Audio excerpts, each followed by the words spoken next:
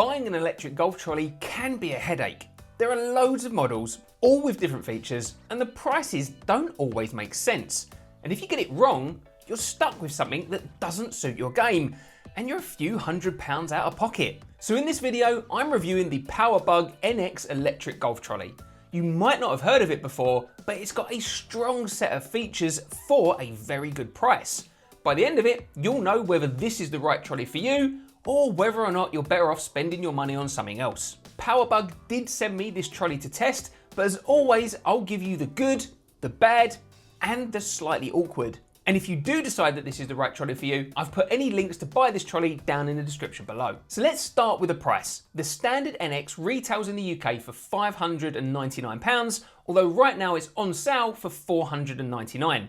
The closest Motocaddy equivalent is the S1 with an extended battery, and that retails for £749. Powerbug also offer the downhill control version, the NX DHC, and that retails for £649, although it's currently on sale for £549. The equivalent Motocaddy S1 downhill control model with an extended battery, that retails for £799. So already you can see the NX is coming in at a very competitive price compared to the bigger, more recognised brands. Now out on the golf course, I've been really impressed with this trolley. Let me share some of the things that you'll want to know before buying it. The colour screen that it comes with is on the small side, but it's perfectly clear. And I actually like the fact that you can tilt it upwards so you can get a better view in the light. That's something that I've never seen on any other electric trolley. From using the trolley, one thing I noticed is that it does stop very suddenly. It really slams the brakes on and it doesn't roll out at all. Now that meant I kept taking gut shots with the handle for the first few times I was using it because it would catch me off guard. But I did quickly get used to it after a couple of rounds. Now I had another little teething problem with the battery as well.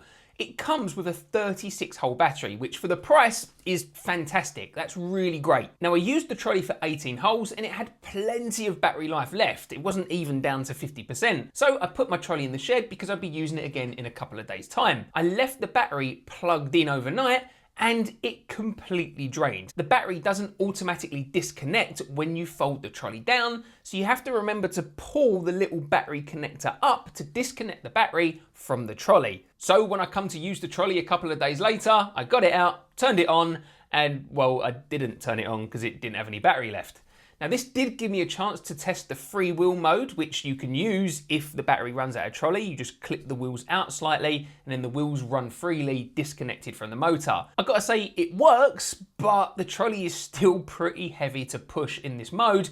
And I was using it on a particularly heavy course, so I didn't really appreciate the extra workout. Now, when you do remember to disconnect the battery, it does mean that you can charge the trolley with the battery still in the trolley, but if you want to, you can push a button and just take the whole battery out and charge it away from the trolley. If you want to, you've just got to remember to put the battery back in before you leave for your next round. The trolley itself does sit quite high and there's no way to adjust the handle down. And when it's folded, it doesn't lay completely flat, which can be awkward if your boot isn't tall enough to store it upright, which is how the trolley wants to sit. Now, the trolley does have a simple button to fold the trolley up, which is actually a really good design and it's really easy to use. You don't have to lock any clips in place like you have to do with a Motocaddy, for example. And when putting it in my boot, I tend to flip the wheels around and that reduces the width of the trolley. And then I lay it down on its side. Now, as I said, if you've got a smaller boot, you might end up doing a bit of trolley Tetris just to get it all in. Before I get onto how well the battery actually lasted, as well as the overall build quality,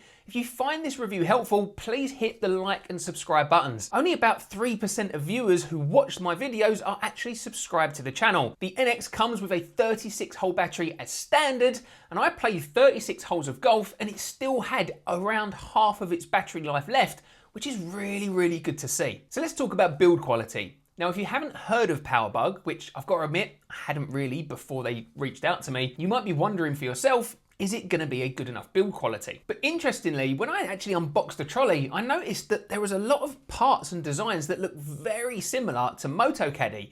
And in fact, the trolleys are actually assembled in the same factory as Motocaddy trolleys, and they share a lot of the same parts. And to be honest, from using the trolley, it feels just as solid as a Motocaddy. The grips feel good to hold, The screen is colourful and nice and clear. In terms of the key features, the NX is really quite impressive. It actually gives you more speed settings than a Powercaddy or a Motocaddy because it actually lets you change the speed in half increments. Generally, I found the level 5 or maybe a 5.5 to be a nice walking speed for me. If you've got the downhill control model like the one I was testing, then it actually comes with a parking brake. So before coming to a stop, you spin the dial all the way down low and then you hear the actual parking brake engaged. And then that means that you can leave the trolley parked on pretty significant hills and it's not going to roll backwards or forwards, whatever way you leave it parked. The downhill control system itself works really well, and honestly, if you play on golf courses that have a lot of slopes and hills, then I definitely recommend spending the extra money and going for that version instead.